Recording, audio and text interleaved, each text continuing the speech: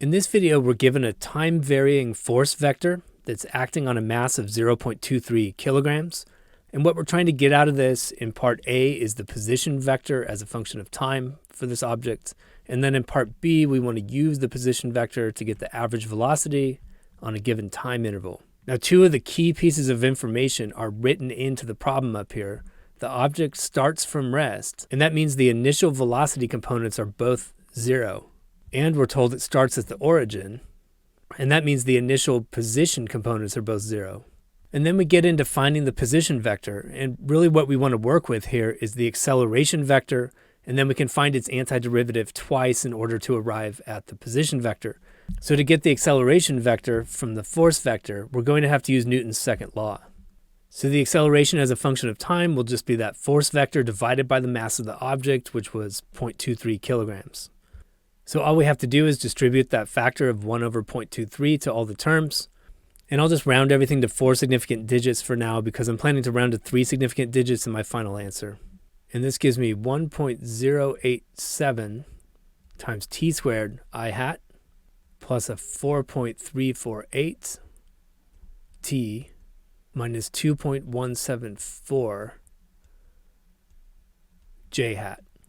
Now that I have that acceleration vector, I recall that to get the velocity vector as a function of time, all I have to do is find the antiderivative of each component of this acceleration vector.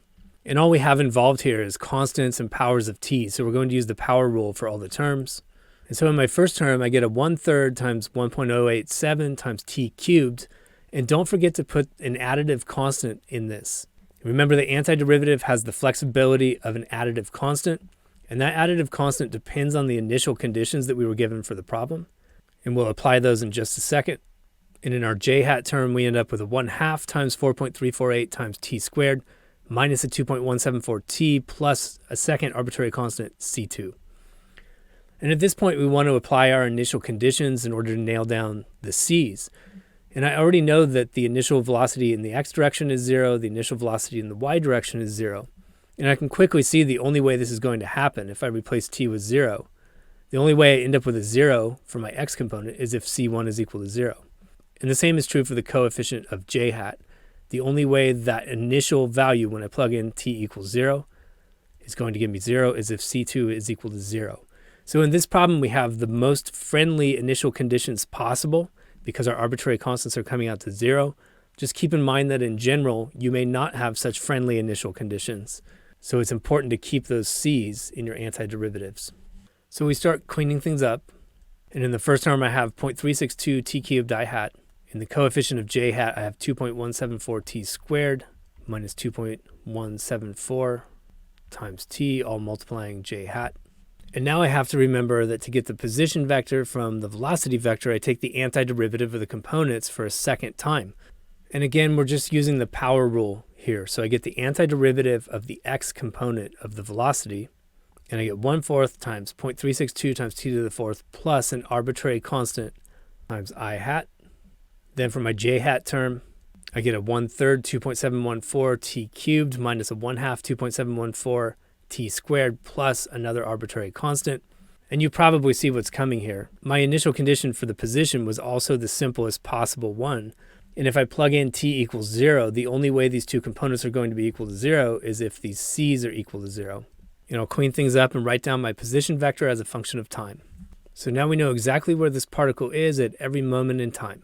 Moving on to part B, we want the average velocity of the particle from t equals 0 to t equals 2 seconds. And the average velocity vector is just the change in the position vector divided by the change in the time. So I take the position at the final moment in time, that's 2 seconds, r of 2, minus the position at the initial time, which was 0 seconds, r of 0, all divided by how much time went by, that's 2 minus 0.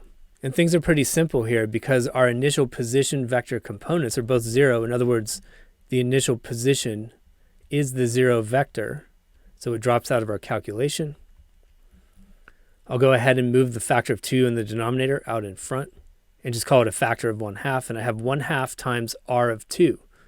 So all I have to do is plug in t equals 2 into the position vector that I computed. So now that I've replaced t with 2, all I have to do is crunch the numbers. I'm going to distribute the factor of 1/2 as I go. And I end up with an average velocity vector given by 0.724 I hat plus 0.720 j hat. Now each of those coefficients should carry units of meters per second, because we were told from the very beginning that our force vector had all the correct coefficients in there to carry units of newtons. And perhaps the most appropriate answer to the question is to actually show those units in the coefficients, and we're done. If you enjoyed this video, or at least found it useful, check out another one by clicking one of the links on the left, or click the Zach's Lab logo on the right to explore dozens of physics and math playlists. As always, you can leave your questions, comments, and requests in the comments section below, and I'll get back to you within 24 hours. Thanks for watching Zach's Lab, and best of luck on your math and physics journey.